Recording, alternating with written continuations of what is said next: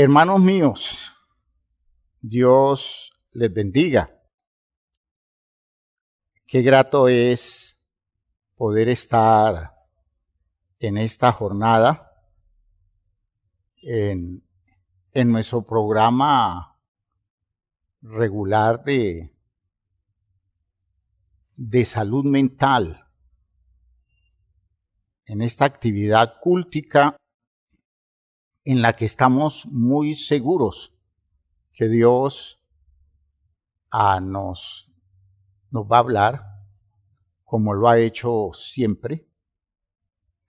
Necesariamente, cuando nos ubicamos bien delante de Él siempre habla y se precisa tener buen oído para entender las razones que Dios nos da. Insisto en lo que he dicho en otras ocasiones. Es muy grato estar en comunión con ustedes. Es muy grato saber que la iglesia está luchando, permaneciendo firme, está enfrentando esta contingencia de manera válida y que en cualquier caso, ya sea que las condiciones arrecien o que las condiciones mejoren, en cualquier caso, nuestra garantía es que Dios es nuestro sustento, Dios es el factor decisivo de nuestra vida. Todas las variables se pueden dar, la constante debe ser Dios. Y no importa las variables que se den, si Dios está, la fórmula es positiva y es de edificación para la vida nuestra. Bienvenidos entonces a esta jornada espiritual y les pido el favor de que se pongan de pie. Vamos a hacer la oración que introduce esta enseñanza.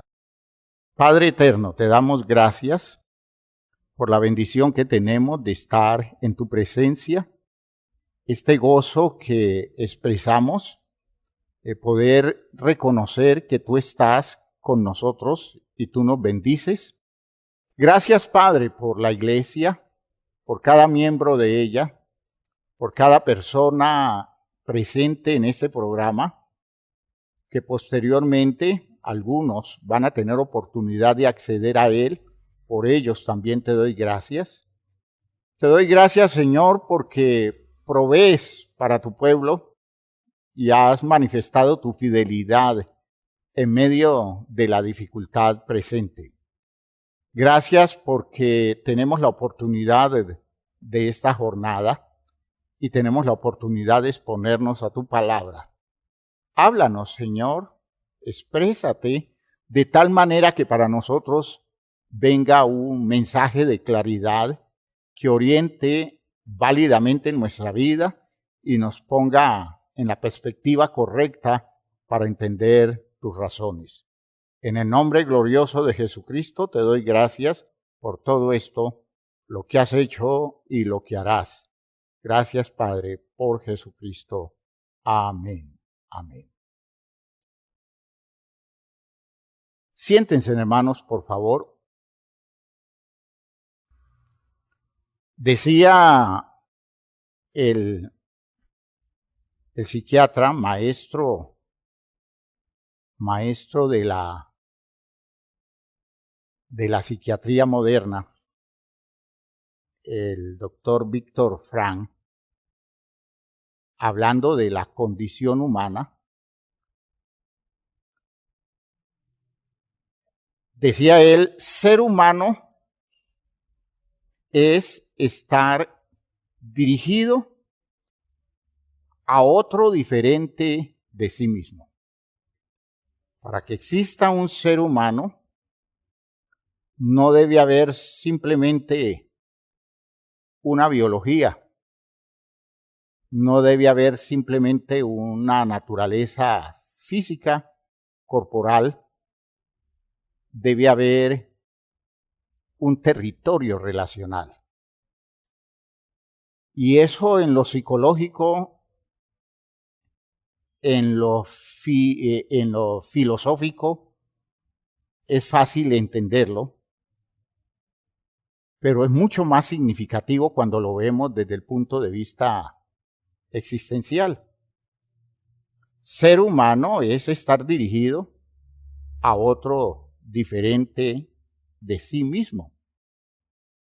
Hay gente que biológicamente existe, pero no trasciende porque no tiene otra referencia que su propia vida. Y desde el punto de vista, entonces, existencial, no agota, digámoslo así, las condiciones que se requieren para que ese individuo se convierta auténticamente en un ser humano.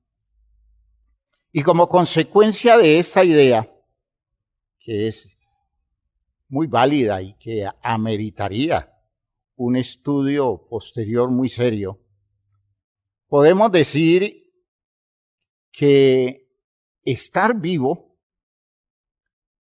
y lo digo basándome en la enseñanza de la Escritura, estar vivo es tener una relación, es haber establecido un vínculo relacional. Entonces usted me podrá decir, es que yo no necesito relacionarme con nadie para estar vivo. Entonces usted reduce su visión de la vida a la condición física. Y sucede que usted como persona, como entidad humana, usted no agota su condición de vida reducido a la simple existencia biológica, sino que usted requiere establecer vínculos. Y esos vínculos son los que van definiendo las condiciones reales de la vida en usted. Por eso la Biblia es muy clara en esa idea de entender a un ser humano vivo como alguien que establece al menos un vínculo relacional. Y cuando ese ser humano se identifica como creyente, específicamente, decir que ese ser humano creyente es vivo, se da cuando tiene una relación con Dios. No hay vida en términos de la visión de un creyente, que es la visión de la Biblia, tanto en el Antiguo como en el Nuevo Testamento, si esa persona no tiene una relación con Dios. Y se cumple lo de Víctor Frank. Un ser humano es alguien referido a otro diferente de sí mismo. Y el diferente por excelencia es Dios. Así que la mejor forma de definirnos como seres humanos que estamos desarrollando una auténtica vida es poder decir que estamos referidos a Dios, que estamos dirigidos hacia Dios y que tenemos una relación con Él. Muerte, entonces, podríamos decir, es carencia de relación. Cuando yo voy matando mis espacios relacionales, me estoy muriendo. Y eso no quiere decir que no esté disfrutando de una exuberante vida biológica. Hay gente físicamente muy saludable, existencialmente moribunda, porque sus espacios relacionales se van cada día reduciendo al máximo, porque no ha tenido el cuidado de cultivarlos o de transformar los patrones de su manera de vivir y de pensar para que se facilite el territorio relacional con los demás y especialmente con Dios. Las relaciones saludables, hermanos míos, dan la base del sentido de vida para una persona humana. Eso de encontrarle sentido a la vida, en muchas ocasiones se ha planteado desde unos territorios que cuando usted lo va a llevar a la práctica, sucede que ese tipo de cosas no dan sentido a la vida. Por ejemplo, se dice, es que si usted alcanza una buena cantidad de bienes materiales, esos bienes materiales le dan sentido a su vida. Y sucede que no. No son los bienes materiales que dan sentido a su vida. Es la calidad de sus relaciones. Son sus referencias existenciales, todas vinculadas con personas. Y especialmente, para nosotros los cristianos, todas vinculadas con Dios. Podríamos decir entonces que siendo la relación con Dios suficiente para mantener ese sentido de vida, porque uno no necesitaría más que a Dios. Uno podría asumir que aunque todas las otras relaciones se queden cortas, mientras la relación con Dios esté saludable, la vida tiene sentido. Por eso, digamos que el creyente israelita desarrolló el principio en el que asume que la relación con Dios es la garantía absoluta para la vida. Si usted ve en el Salmo 73, Salmo 73 es un salmo interesante, porque el salmista viene de experimentar una situación de angustia alrededor de prestarle mucha atención a los éxitos de los seres humanos en el mundo, al margen del presupuesto de la relación con Dios. Pero el salmista regresa a la cordura y entonces descubre que él tiene una riqueza que los otros no tienen. Y por esa razón en el versículo 23,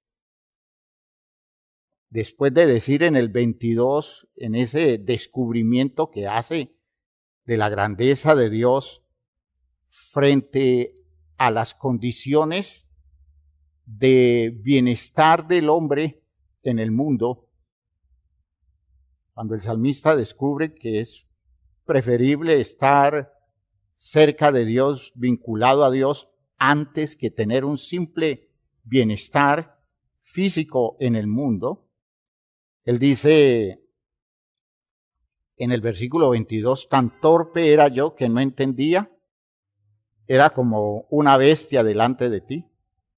Con todo, oigan esto, la forma de decirlo el salmista, con todo yo siempre estuve contigo, me tomaste de la mano derecha, me has guiado, dice él, según tu consejo, y después me recibirás en gloria.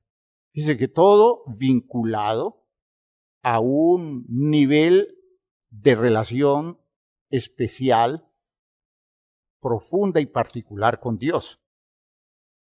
Y entonces él hace la pregunta, que es pregunta que debiéramos hacerlo a todos los creyentes.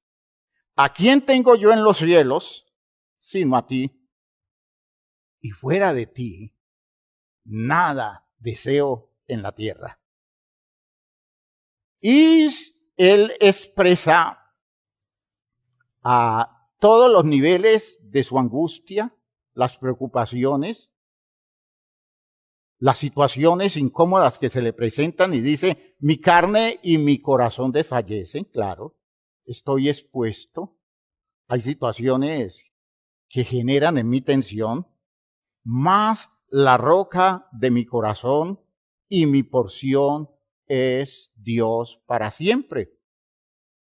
Y fíjese que coloca el contraste entre los que no asumen la relación con Dios como punto central y dice, porque he aquí los que se alejan de ti perecerán, tú destruirás a todo aquel que de ti se aparta, pero en cuanto a mí, el acercarme a Dios es el bien.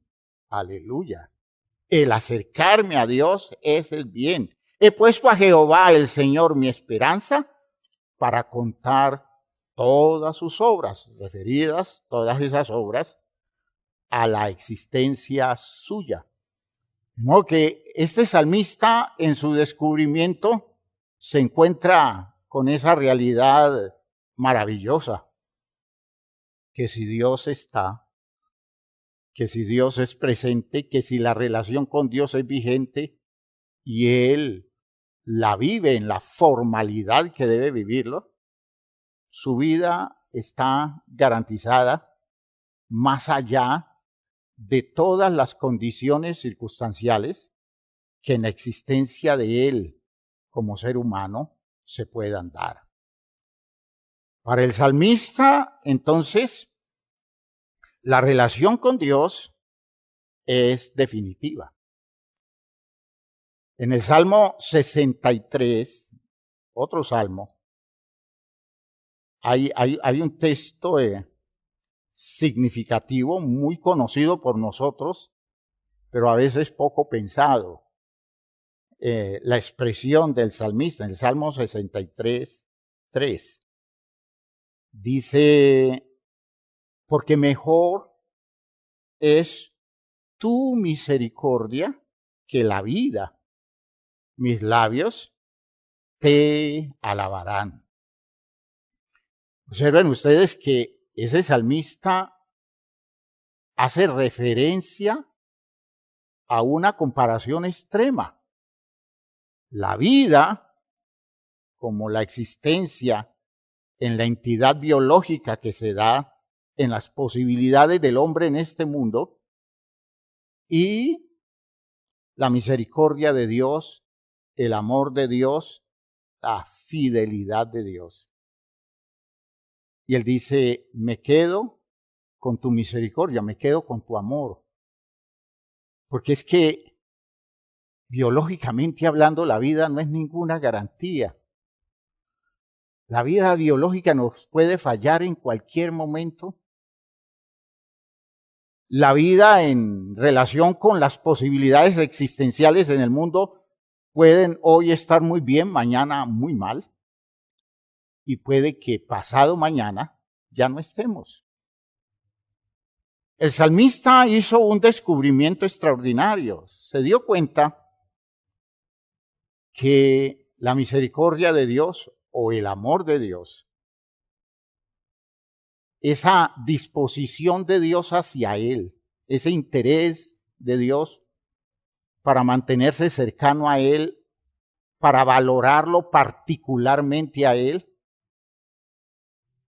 daba más garantía que la misma vida, porque aunque la vida se perdiera, jamás la muerte tendría el poder de quitarle el derecho a Dios de seguir buscando el espacio relacional con nosotros.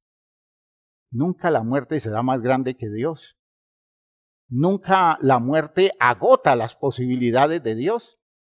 Y yo prefiero acogerme a todas las posibilidades de Dios y no estar dependiendo exclusivamente de las condiciones físicas naturales de mi existencia en el mundo, porque ellas no son garantía para nadie. Dios sí es garantía.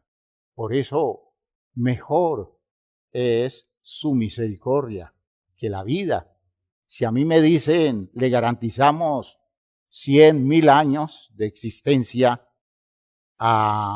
pero usted renuncia a Dios, yo tendría que decirles, no, yo me quedo con Dios, porque prefiero que Dios me tenga compasión a gozar de garantías existenciales, porque sé que tarde o temprano estas se agotan. Puede ser dentro de 1000 años, pero se agotan. Pero la misericordia de Dios nunca se acaba. Su amor, su interés por mí, ni siquiera la muerte podrá impedirle a Dios seguir amándome. Me quedo con el amor de Dios. Me quedo con la misericordia de Dios. Y fíjense que estas son condiciones en donde un creyente descubre el valor extraordinario del espacio relacional con su Dios.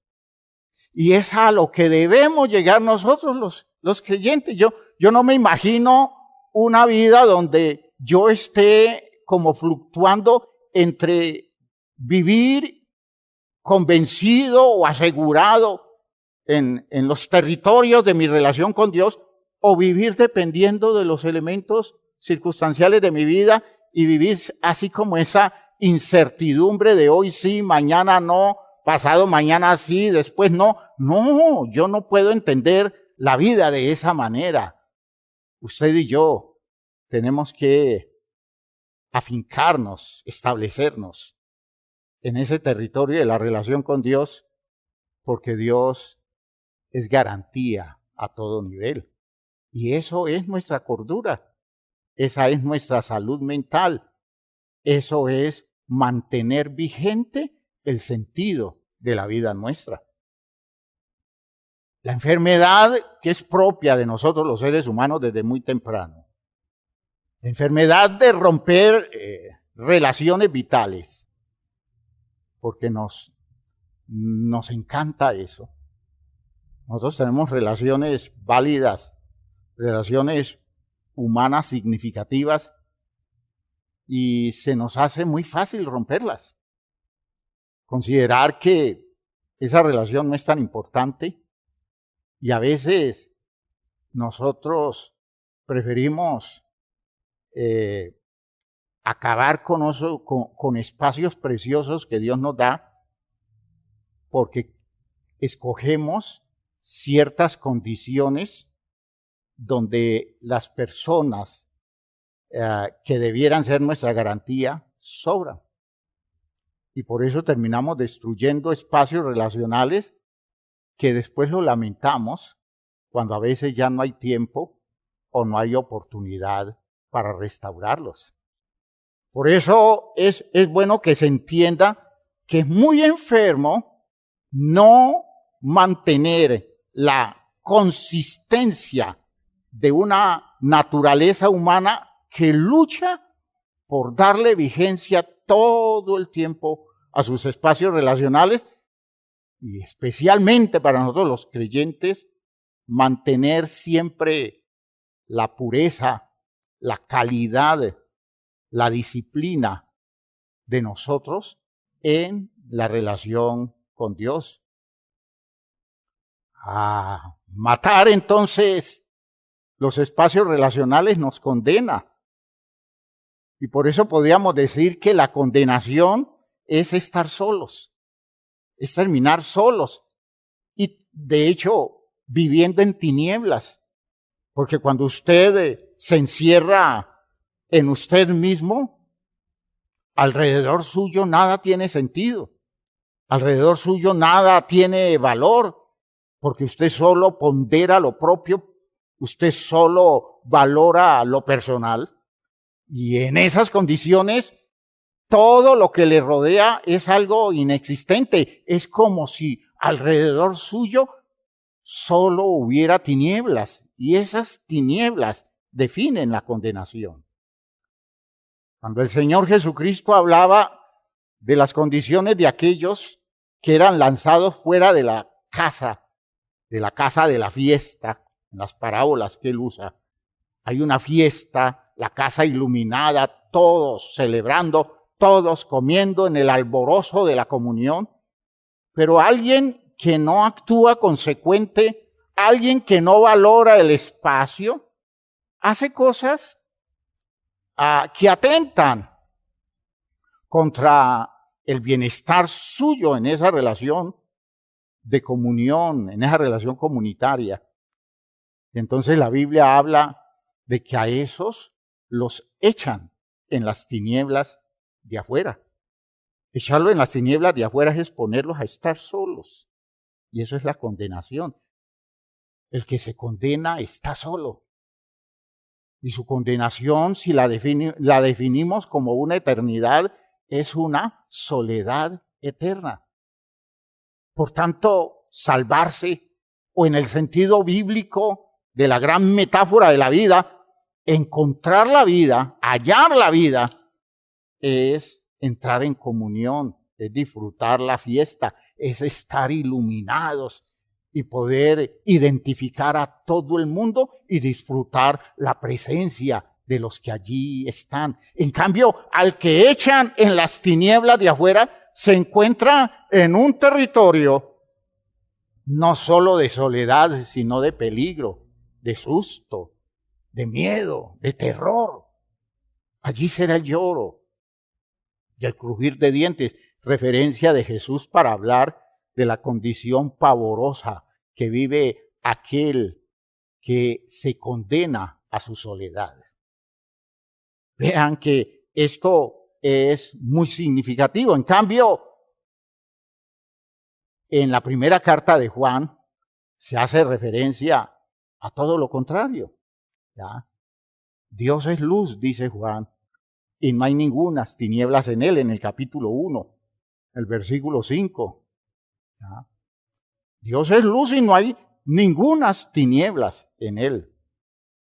Si andamos en luz, como Él está en luz, es decir, si estamos iluminados por esa claridad que nos permite disfrutar la realidad objetiva de todo lo presente, es decir, disfrutar espacios de comunión, de cercanía, dice entonces, si andamos en luz como Él está en luz, lo primero que resulta de eso es tenemos comunión los unos con los otros. Y entonces ya viéndonos con toda claridad, podemos enfrentarnos a nuestras limitaciones, a nuestras torpezas, a nuestras condiciones deformadas que atentan contra la calidad del espacio relacional. Dice, y como consecuencia de todo eso, allí sí podemos ir a Jesús y la sangre de Jesucristo nos limpia de todo pecado. Yo no entiendo cómo puede Jesús limpiar todo pecado en un ser humano que no renuncia a su pecado por excelencia. Y el pecado por excelencia es atentar contra su propia vida, y atenta contra su propia vida cuando anula sus espacios relacionales y especialmente cuando se aleja de Dios en una forma absurda, en una forma sin sentido. Así que la lucha contra la muerte no es simplemente enfrentando las enfermedades. La lucha contra la muerte no es pudiendo usar todos los recursos que aporta la medicina en este tiempo, y todo eso es bendición de Dios y tenemos que darle gloria a Dios por todas esas cosas que Dios nos permite hacer uso hoy para que una calamidad como una peste de estas no acabe con la humanidad. Pero es que no solo se atenta contra la vida, o no solo se construye vida atendiendo las enfermedades, las condiciones de salud quebrantadas que los médicos atienden muy bien, sino también aprendiendo a establecer nexos, aprendiendo a establecer relaciones, porque los espacios relacionales son cura para el alma y permiten que las personas logren sobrevivir desde el punto de vista humano, físico, a todas las contingencias, si tiene buen territorio relacional. Y si el asunto va más allá, donde la vida física es insostenible, entonces tenemos la relación con Dios que nos da la oportunidad de encontrar vida más allá de la misma muerte. Así que la vida, hermanos, es la garantía, la vida es la promesa, la vida es el territorio de bendición de parte de Dios. De todas formas, nosotros nos tenemos que morir. Pero uno tiene que entender que la muerte física no es el problema. Nosotros nos morimos porque nosotros fuimos hechos del polvo de la tierra y eso nos hace frágiles y nos hace expuestos a la caducidad. Nosotros nos vamos envejeciendo. En el mejor de los casos cumplimos bastantes años relativamente en este mundo, pero llega el día en que nuestra biología no puede sostener la vida. Esa es la figura bíblica de Génesis 3:19, donde el polvo reclama lo suyo, ¿ya? Hasta que vuelvas al polvo, vuelvas a la tierra, porque de ella fuiste tomado, pues polvo eres y en polvo te has de convertir. Eso es una cosa, hermanos, que usted tiene que asumir como un hecho, ¿ya? Como un hecho.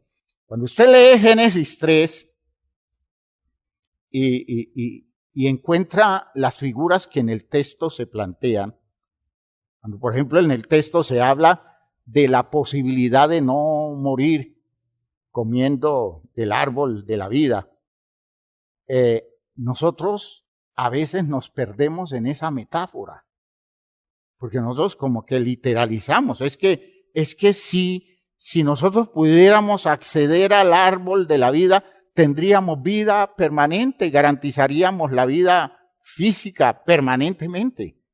Realmente el texto no está dejando ver eso. El texto no alcanza para que nosotros podamos asumir eso como un principio. Porque principio es la muerte física. Ese es un principio. Del polvo venimos y al polvo volvemos. Ahora, que yo trate de prolongar la vida, ¿ya? Realmente uno descubre que eso de no morir tiene un objetivo en ese texto en el que Dios quiere comprometer a la persona humana. Fíjense ustedes que es como si Dios le estuviera diciendo a la persona humana, al ser humano, del esfuerzo suyo. Depende su futuro. Depende permanecer. Depende establecerse. Sí, si usted hace lo correcto, si usted hace lo válido, se establece. Allí no está diciendo un establecerse para nunca morir. Lo que está dejando ver es que, es decir, para nunca morir físicamente, lo que está dejando ver es que todo depende de la calidad que nosotros le demos a la relación que establezcamos con el Creador. Eso fue lo que hizo Jesús. Esa fue la obra de Jesús. Es que la paradoja más grande en la acción de Jesús es que valoró tanto a su Dios que prefirió la muerte antes que renunciar a su Dios. Y eso le dio derecho a la vida. Y sucede que se enfrentó a la muerte, porque la muerte hay que enfrentarla. La muerte hay que enfrentarla. Es una cosa inevitable. Usted la va a tener que enfrentar, yo la tendré que enfrentar. Todos los descendientes de Adán tienen que enfrentar la muerte. ¿Ya?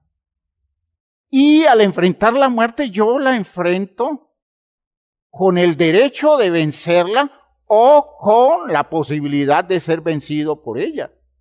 Y entonces, en esa experiencia, Dios lo que le está diciendo a la luz de la metáfora de no morir es, mientras ustedes permanezcan relacionados conmigo, tendrán la vida que ustedes precisan. Es decir, la garantía de la vida es su relación conmigo. En este caso, su relación conmigo está determinada por su obediencia. De modo que si ustedes renuncian a relacionarse conmigo, ustedes renuncian a la vida. Lo normal, hermanos míos, es que el polvo vuelva a la tierra como era y el espíritu, la vida, la condición existencial, la posibilidad de vivir, vuelva a Dios, en lo que dice Eclesiastés 12:7. Pero de fondo a lo que esa idea nos lleva es que el principio es definir que la vida humana está ligada a la relación válida con Dios. Digámoslo de esta forma, para entender todos esos textos básicos donde nosotros tenemos que reconocer que la garantía de la vida es Dios. La vida en su concepción bíblica significa comunión, ya les decía, significa tener relación, especialmente tener una relación con Dios. Si Dios es el Señor de la vida, entonces el hombre no es Señor de sí mismo. Es decir, si yo existo, si yo vivo como ser humano y Dios es el Señor de la vida, yo no puedo ser nunca Señor de mí mismo, no puedo serlo. Y solo puedo vivir en relación. Si yo renuncio a la relación, estoy renunciando a la vida. Esta relación siempre se refiere a Dios y por tanto el hombre no puede existir en sí mismo sin existir en Dios. Toda la vida suya, toda la vida mía, todo lo que yo quiera hacer, todo lo que quiera desarrollar, todo está dependiendo de que yo siga ligado a la fuente de mi vida y la fuente de mi vida es Dios. Cuando yo renuncio a Dios, no quiere decir que biológicamente me voy a morir ya, puede que no. Pero sí quiere decir que estoy caminando hacia la muerte, que estoy caminando hacia el sinsentido y que va a llegar un día en que cuando la biología no pueda sostenerme esto, entonces cualquier razón de vida, cualquier sentido de vida se pierde porque perdí la conexión con la fuente que sostiene mi vida, porque toda vida vuelve a Dios. Y si mi vida vuelve a Dios, pero yo no voy, porque no tengo una relación con Él, yo me pierdo la vida. Porque al final, morirse no es ese hecho físico, biológico, donde nosotros expiramos y nos vamos de este mundo. Morirse es tener que irnos de este mundo y no tener una relación con Dios. Nos morimos entonces por dos razones. Por nuestra condición biológica, que es nuestra muerte física, y por el rechazo y el desprendimiento de la relación con Dios. Las dos formas de muerte son vigentes. La Biblia habla de dos muertes, primera y segunda muerte en Apocalipsis. Todo tiene un sentido figurado. Y sucede que el Señor Jesucristo quiso manejar la figura en la expresión de los evangelios cuando Él dice, ustedes no teman a los que matan al cuerpo, pero después nada más pueden hacer. tengan temor, tengan respeto a aquel que no solamente puede quitar la vida física o puede permitir que la vida física desaparezca y luego condenarlos, es decir, mantenerlos lejos de Él, que es la verdadera condenación, es decir, mantenerlos lejos de la posibilidad de seguir viviendo en el sentido espiritual de la vida. La gente se muere, hermanos míos, porque no le encuentra sentido a sus relaciones. La gente se condena porque no le encuentra sentido a su relación con Dios. ¿Ya? La gran tragedia existencial de las personas es que llega un día que aunque se tenga vida, la vida ya no se soporta porque se le perdió el sentido. Y la eternidad de condenación se entiende de esa manera. Es un estar eternamente sin encontrarle nunca el sentido a la vida, sin encontrarle nunca el valor, sin encontrarle nunca la razón. Es seguir viviendo eternamente sin razón. Hermanos míos, eso no lo podemos siquiera imaginar. Porque mínimas cosas nos sostienen. Cuando ya no hay nada que nos sostenga ligados a la vida, entonces comienzan a aparecer intereses suicidas. Comienzan a aparecer esos deseos de no seguir aquí porque ¿qué sigo haciendo aquí si aquí no hay nada que valga la pena? Y que usted tenga que vivir una eternidad sin ningún sentido, sin encontrar nada que valga la pena y no poder vivir de otra manera y no tener alternativa. Eso es condenación. Y que Dios nos guarde de esa condenación. Porque para eso Él nos está mostrando el camino que tiene sentido. Y el sentido lo da nuestra relación real con Dios. La gente que no le encuentra sentido a sus relaciones son personas que no valoran sus espacios relacionales, que no los saben disfrutar. Es la historia de el hijo pródigo y la historia de su hermano, ambos. Tanto el hijo pródigo como su hermano mayor son dos hermanos que no logran disfrutarse entre ellos y tampoco disfrutan a su padre. Es una familia que está muerta girando alrededor de las cosas, de los bienes. Todo el comentario de la parábola gira alrededor de los bienes. Dame la parte de los bienes que me corresponde. Y el otro le hace reclamo. Es que yo he trabajado todo el tiempo contigo y nunca me has dado ni un cordero para comerlo con mis amigos. Es decir, es una persona que hace todos sus esfuerzos ligado a su visión de las cosas y no a su relación.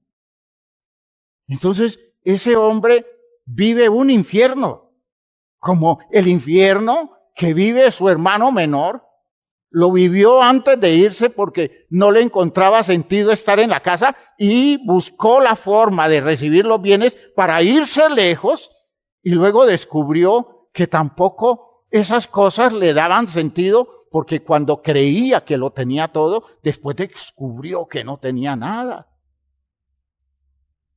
Y lo más triste de esta experiencia es que aún después, alrededor del sentido de esta parábola, todavía hay gente que sigue esperando que las cosas le den sentido, que sus logros, que sus conquistas, y por eso sacrifican alrededor de todo eso sus espacios relacionales, y con el tiempo van descubriendo que todo lo que tienen jamás puede darle sentido a su vida. Desde el principio, digámoslo así, se da en la humanidad repetidamente el intento de destruir los espacios relacionales. Es como un afán. Hay guerra, hay conflictos, hay discordias, hay poca disposición para el acuerdo. Y cuando usted analiza esto a la luz de la Biblia, bíblicamente eso es lo que se llama pecado. Ese afán de situarse sin relaciones, sin que nada pese, sin que nada estorbe, sin que sentimentalmente, dicen las personas, nada me haga repulsa, nada me haga impedimento, que yo me sienta con libertad de hacer lo que a mí me dé la gana y no haya nada que me haga resistencia. Y entonces se alejan, van alejándose de los espacios que les puede resultar espacios estorbados, espacios enojosos, porque las personas, cuando nos aman, no son entes vacíos, sino seres humanos cargados de afecto, que estarán todo el tiempo luchando para incrementar las posibilidades de nuestra realización.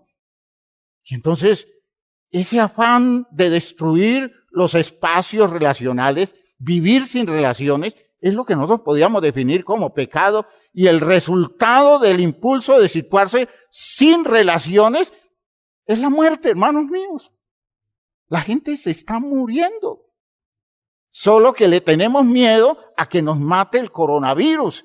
Le tenemos pavor a la idea de que una enfermedad acabe con nosotros y nos cuidamos mucho, y no es malo esa idea. Y lo que estamos haciendo es correcto y es válido. Pero tenemos que pensar en la otra forma de morirnos, que no la estamos tomando tan en cuenta, que es una muerte real, pavorosa, y que nada de lo que se pueda perder en este mundo se compara con lo que se pierde cuando yo pierdo mi oportunidad de relacionarme con Dios. Porque es que esa relación con Dios lo define todo por la vocación de Dios, por la forma de ser de Dios. Dios en eso es excepcional. Dios es un ser de relaciones. Y esa es la razón por la que decimos que nuestro Dios está vivo. Nosotros no hablamos de un Dios vivo porque aparezca una fuerza por allá haciendo cosas extraordinarias, porque aparezca un universo, entonces decimos tenemos un Dios vivo. Nosotros hablamos del Dios vivo porque tenemos un alguien que se relaciona con nosotros. Ese Dios nos busca siempre para mantener vigente todos los territorios de comunión. Aleluya. El que nos busca es Él. Y es muy triste que buscándonos Él, nosotros nos perdamos de Él. Y buscándonos Él para darnos la vida abundante de Él, nosotros busquemos la manera de escondernos para no encontrarlo, de modo que prefiramos la muerte que la vida. Ese Dios nos hizo como nos hizo, a su imagen y bajo el influjo de su aliento, según las dos narraciones de Génesis.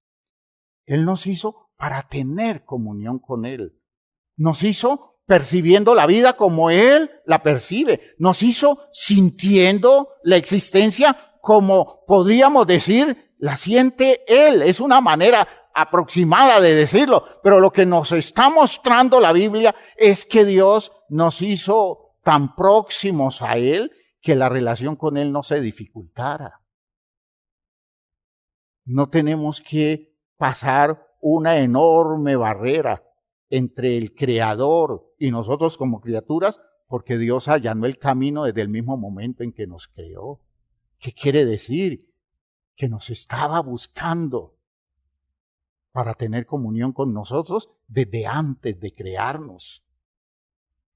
Por eso en el texto, en esa figura maravillosa de el Adán que ha pecado, Adán y Eva que han pecado, se muestra cómo Dios los buscó y los sacó del escondrijo donde estaban después del pecado y quiso restablecer la relación con ellos.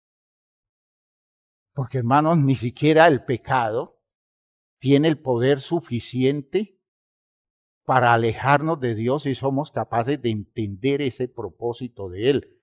Nos alejamos de Él por nuestra cobardía, nos alejamos de Él por nuestro orgullo, nos alejamos de Él por la idea presuntuosa de que lo que hemos hecho nos obliga a mantenernos lejos de Él cuando Él nos está buscando aún después de haber pecado y que solo necesitamos una expresión de reconocimiento, de humildad, de aceptar que el error es nuestro y voltearlo a mirar a Él, porque allí lo vamos a tener cerca, porque lo que menos quiere es romper la comunión con nosotros. Él valora de manera especial a los hombres que han caminado con Él. Cuando dice en Génesis 5:24, caminó pues Enoc con Dios y desapareció. Para sus coterráneos, Enoc desapareció. Para el creyente quedó claro, porque Dios lo llevó, porque lo llevó Dios, se lo llevó Dios con él. ¿Por qué? Porque es que Enoc nunca quiso caminar lejos de Dios. Y Dios, a los que se le acercan y son consistentes y valoran la relación con Él, cuando ya no tienen nada cómo sostenerse aquí, Él se lo lleva. No es la muerte que se lo lleva, es Dios. Cuando la muerte llega, la muerte no tiene territorio allí, porque quien viene a recogerlos es Dios, pues Dios los quiere cerca de Él. El salmista eso fue lo que descubrió, y en el Salmo 16, hermanos, Salmo interesantísimo, hermoso, Salmo 16, él desarrolla confianza en esa posibilidad de ser sanado, pues Dios quiere conservarlo todo el tiempo como un interlocutor. ¿Me están entendiendo? Esto es interesante.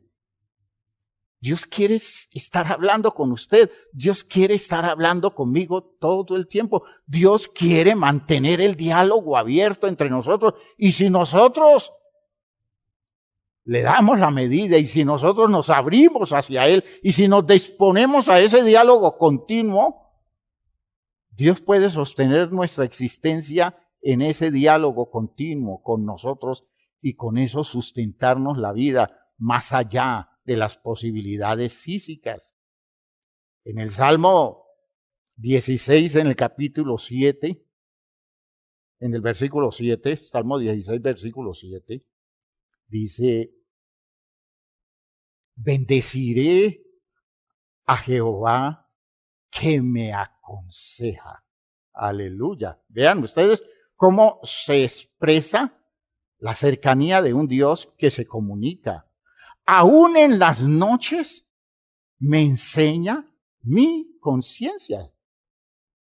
Es que, aunque yo esté en la inconsciencia del sueño, Dios todavía mantiene su diálogo conmigo. Porque en mí hay tanta inteligencia inconsciente que Dios sigue hablando conmigo cuando yo no soy consciente. Por eso cuando alguien está entrando en estado de inconsciencia en función de una enfermedad, siempre mi oración es decirle a Dios, Señor, nosotros no podemos llegar a Él, pero yo sé que tú estás con Él. Porque su inconsciencia es una limitación para nosotros, no para ti. Y por eso te pido que lo tranquilices, que le hables, que lo sosiegues, que lo convenzas de tu presencia, que le des descanso, que le des tranquilidad, que cuando se tenga que ir, se tenga que desprender de este mundo, pueda encontrar tu voz que lo llama y lo reclama. Aleluya. Porque eso hace Dios. Aún en las noches me enseña mi conciencia. A Jehová he puesto siempre delante de mí. Esa es la disciplina, esa es la constancia. Yo siempre estoy referido a Dios. Nunca habrá cosa en este mundo que me diga que delante mío, frente a mí o en las condiciones de mi vida hay alguien distinto de Dios. Si algo malo me está pasando, en eso malo que me está pasando, allí está presente Dios. Porque Dios no solo está en las cosas buenas que a mí me llegan.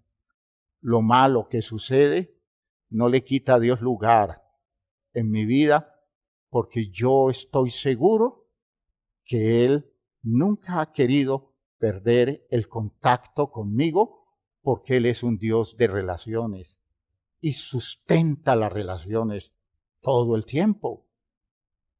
A Jehová ha puesto siempre delante de mí, porque está a mi diestra. Aleluya, no seré conmovido. Se alegró por tanto mi corazón y se gozó mi alma. Mi carne también reposará confiadamente.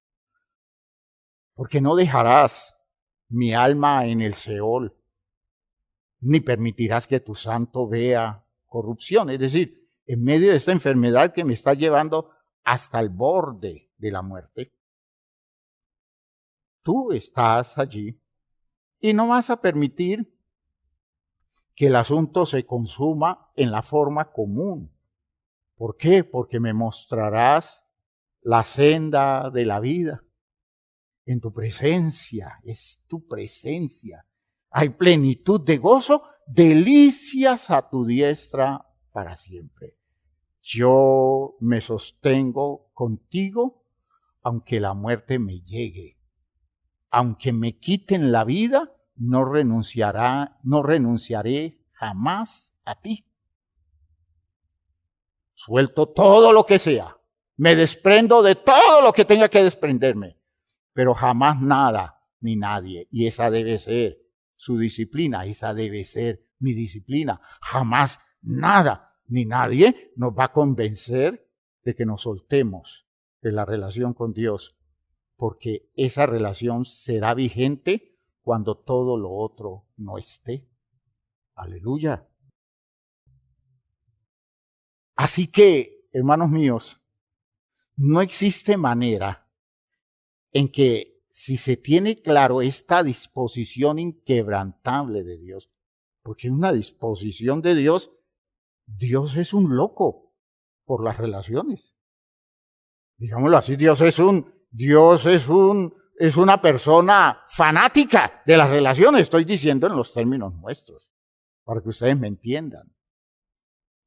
Es que cuando yo puedo entender eso, ¿cómo es posible que no haga siquiera un mínimo gesto para que mi relación con Dios tenga vigencia y yo deje derrumbar todo un espacio relacional, un precioso espacio relacional, lo descuide, lo abandone con esa comodidad del irresponsable, no entendiendo que el que se desvive para relacionarse conmigo es Él? Y todo lo que me está pidiendo es un mínimo espacio para que Él pueda acceder a los territorios de mi vida para hacer vigente su afán relacional. De modo que, si tengo claro esa disposición inquebrantable de Dios para la relación, y si yo la acepto, no permitiendo que haya algo que me convenza, de todo lo contrario, porque a nosotros nos convence de lo contrario. Es que Dios ya no quiere nada con usted. Es que Dios está tan aburrido con usted que está como buscando la forma de quitarlo de en medio. Job, en medio de su angustia, le decía a Dios, Dios, mejor, ¿por qué no me matas? Pero quiero que me sueltes. Quiero que me sueltes. Me tienes acosado, me tienes presionado, porque él está sintiendo que todo eso que le está pasando, como que es el afán obsesivo de Dios por juzgarlo, por buscarle el detallecito, los errores, las equivocaciones, y no se da cuenta Job que todo lo que Dios está haciendo es tratando de obviar la condición limitante de él para que la relación no se destruya. Y entonces Job le dice, suéltame. Yo quisiera esconderme en el Seol donde tú no tengas oportunidad de hacer nada. Claro que si él hubiera estado, cuando el salmista escribe el Salmo 139, se da cuenta que no importa dónde se vaya a esconder, allí lo va a seguir Dios, allí lo va a sostener Dios, allí Dios va a estar presente, allí Dios le estará haciendo requerimientos para entablar el diálogo, para establecer la relación. ¿Dónde me iré de tu presencia? ¿Dónde me esconderé de tu espíritu? Hermanos, yo no puedo obviar a Dios. Lo que sí puedo es ignorarlo a mi manera.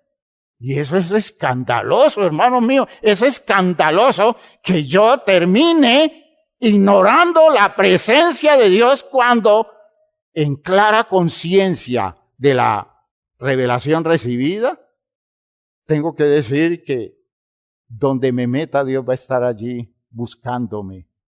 Porque todo lo que Él está esperando de mí es un sí. Porque me hizo a mí para relacionarme con Él, para Él relacionarse conmigo. Si yo puedo entender esto y no me dejo convencer de cuentos contrarios que a veces son argumentos religiosos, argumentos mal manejados. Porque nosotros colocamos a Dios distante y no entendemos que los que nos colocamos distantes somos nosotros. Nosotros colocamos a Dios haciendo cosas feas contra nosotros cuando Dios nunca ha hecho nada malo contra nosotros. Nunca Dios ha hecho un gesto, siquiera un gesto, en el que Él esté como disponiéndose a hacer algo feo contra nosotros. Y los únicos que atentamos contra nosotros somos nosotros mismos. Lo triste de todo eso es que a Dios le echamos la culpa. Cuando Dios nos está diciendo, miren, les estoy buscando el lado. Estoy acercándomeles de todas las formas posibles. Porque los anhelo para mí. ¿Ya? Los anhelo para mí. En Santiago, el texto dice que el Espíritu que Él ha hecho habitar en nosotros nos anhela celosamente, nos quiere con exclusividad, nos quiere apartar de todas otras formas de relaciones que son equivocadas para permitirnos ese espacio exclusivo de la relación con Él. Fíjense que aquí está la salud. En esta interpretación está la salud de nuestra vida. Si yo puedo ver las cosas así, nada, hermanos míos, ni la muerte nos podrá quitar la vida, porque Dios siempre hará algo más allá de todo lo posible para sostener la relación con aquel que lo acepta. Dios será capaz de hacer mucho más que lo que la muerte hace. La muerte corta todo. La muerte nos desvincula de todo. Y Dios es capaz de, pasando por la misma muerte, de superando el territorio de la muerte, mantener la comunión con nosotros. En los términos espirituales, en los que podemos decir como Pablo en Romanos 8, a partir de esto puedo decir que a mí nada podrá separarme del amor de Dios, que es en Cristo. Y fíjense ustedes todos los presupuestos que coloca Pablo, todos los elementos, los argumentos para decir lo que posiblemente nos aleje de la relación con Dios. ¿Ya? Dice tribulación, o angustia, o persecución, o hambre, o desnudez, o peligro, o espada. Como está escrito, por causa de ti. Fíjese que es toda una paradoja. Por causa de ti somos muertos todo el tiempo, somos contados como ovejas de matadero. Es decir, por causa tuya, por mantener la relación contigo, nos matan, pero nosotros preferimos morir antes que perder la relación contigo. Antes en todas estas cosas, aleluya, somos más que vencedores por medio de aquel que nos amó. Por lo cual estoy seguro que ni la muerte, oigan bien, ni la vida, ni ángeles, ni principados, ni potestades, ni lo presente, ni lo porvenir, ni lo alto, ni lo profundo, ni ninguna otra cosa creada nos podrá separar ¿de qué? Del amor de Dios que se ha expresado en Cristo Jesús, Señor nuestro. ¿Por qué? Porque es que Cristo es el modelo en el que vimos el amor de Dios expresándose aún más allá de la muerte. Podemos decir que en Jesús el Padre encontró la correspondencia que hasta entonces nunca había encontrado. ¿Ya? Y dio testimonio declarando su plena satisfacción en la relación. Dios estaba disfrutando esa relación. Este es mi Hijo amado en quien tengo toda complacencia. Cuando se da la muerte de Jesús, Dios padece la ruptura de la comunicación. Oigan lo que estoy diciendo. Se da la muerte de Jesús y es como si se le quitara a Dios la oportunidad de seguir en contacto con Él.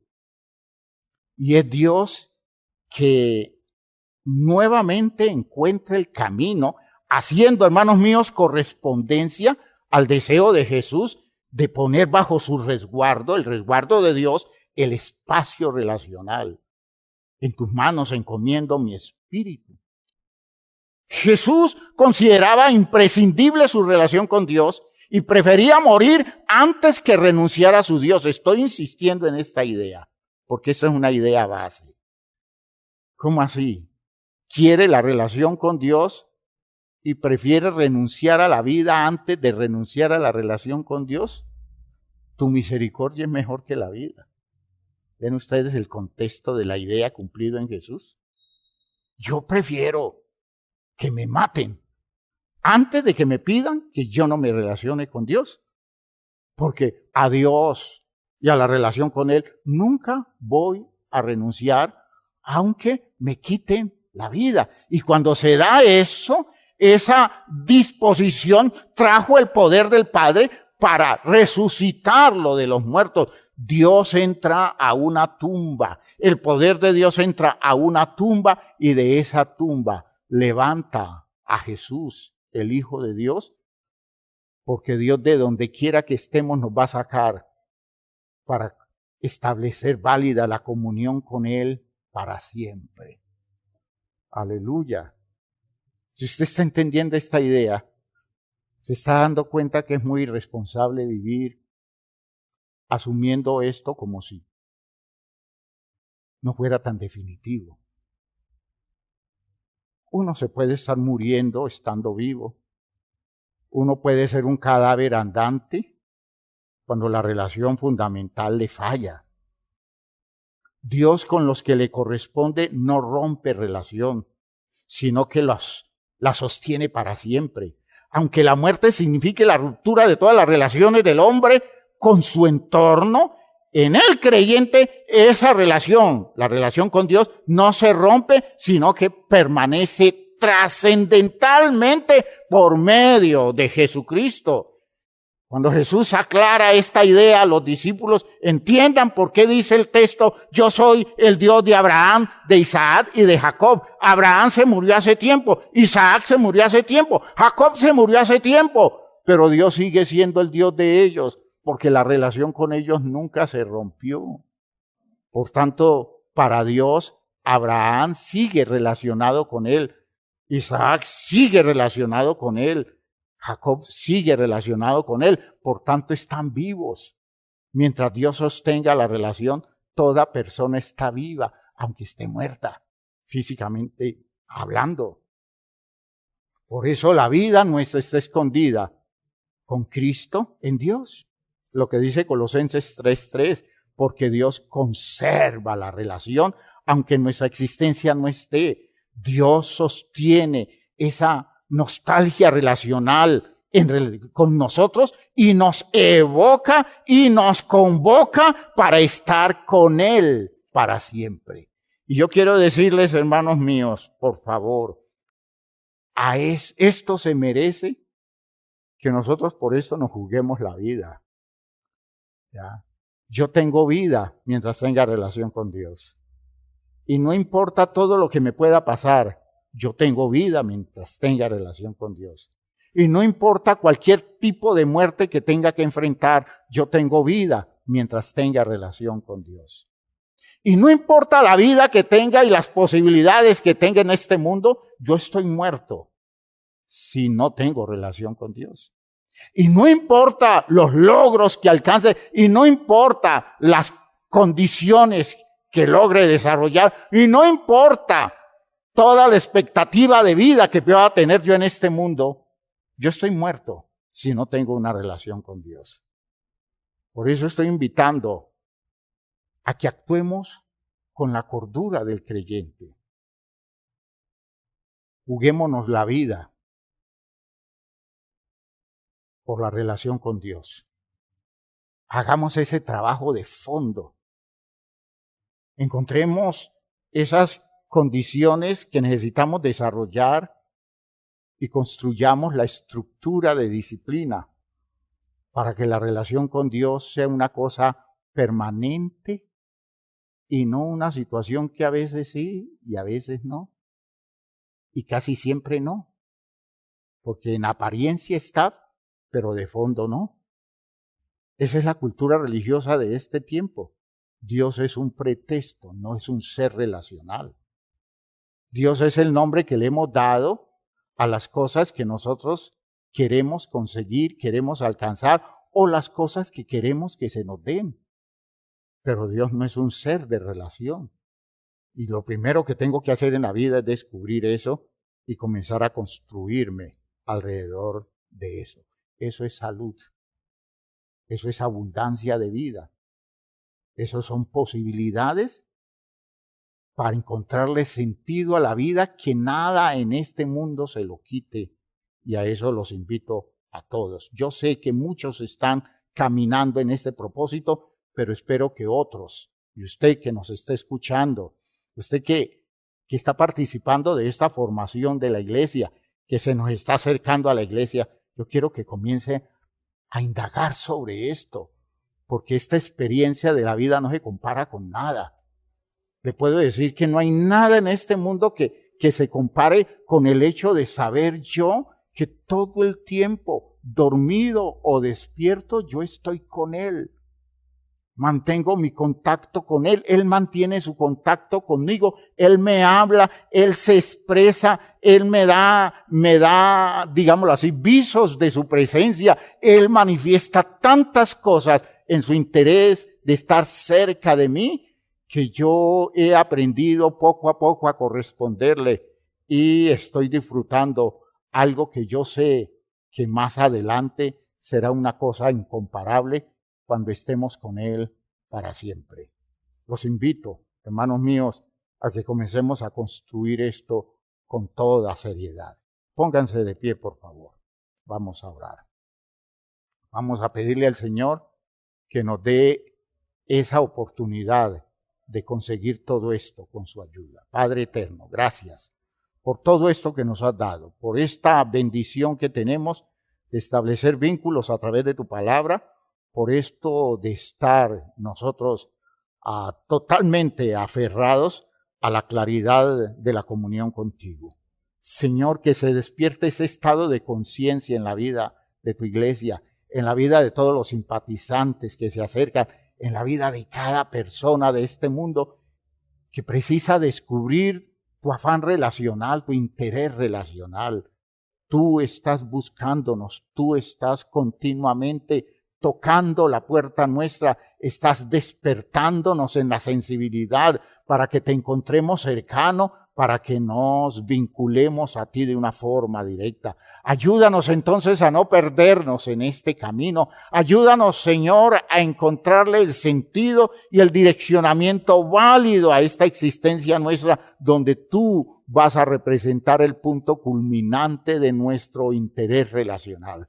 Así, Señor, te pido que nos salves, Señor. Te pido que nos des claridades nuevas, te pido que nos des sensibilidades nuevas, te pido que nos des capacidad para estructurarnos como entidades disciplinadas, convencidas de todo el recurso que de ti nos llega por la provisión válida y consistente de tu palabra. En el nombre glorioso de Jesucristo te doy gracias, y la bendición que le estás dando a cada uno y el afán tuyo de relacionarte con ellos, Señor, que se perfeccione y podamos vivir como iglesia esta hermosa e incomparable experiencia. En el nombre de Jesús el Señor. Amén. Amén. Hermanos míos, Dios les bendiga a todos y a luchar por mantener vigente la relación con Dios.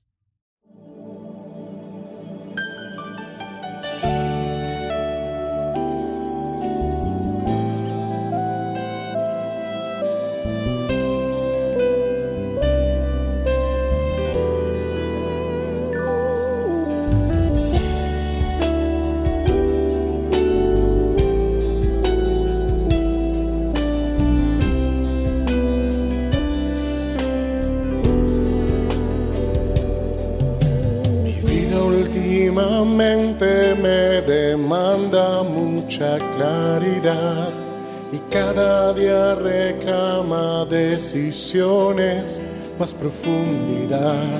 No es justo pues pasar mi tiempo absorto en simple vanidad y perseguir burbujas que al final han de estallar. Mi vida exige realidad para afrontar la tempestad, y mi único objetivo es el sentido que a mi ser tú das. Estoy aquí, buen Padre, suplicando que tú seas hoy quien dé a mi vida ruta, que tus fuerzas puedan dar vigor, no importan circunstancias y las fuerzas interpuestas entre tú y mi andar, Señor. Tuyo soy, pues tú eres mi fiel realidad.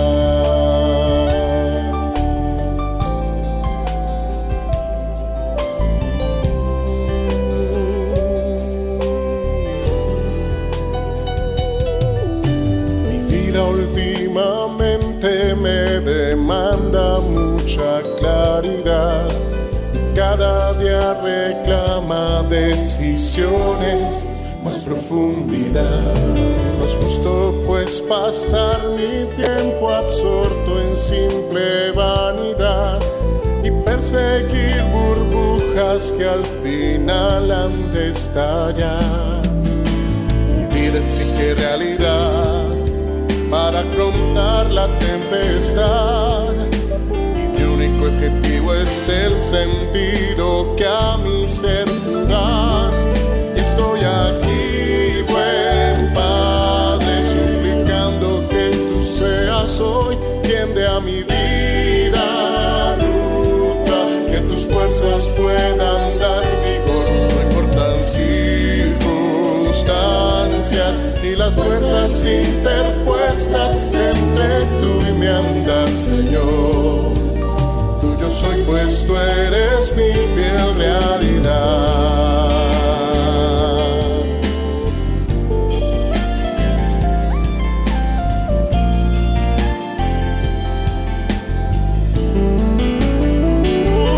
Yo estoy aquí, buen Padre, suplicando que tú seas hoy quien da mi vida ruta.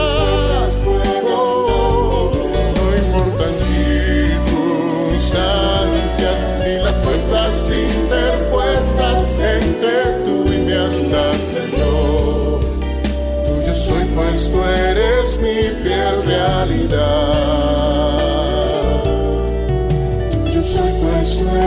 eres mi fiel realidad.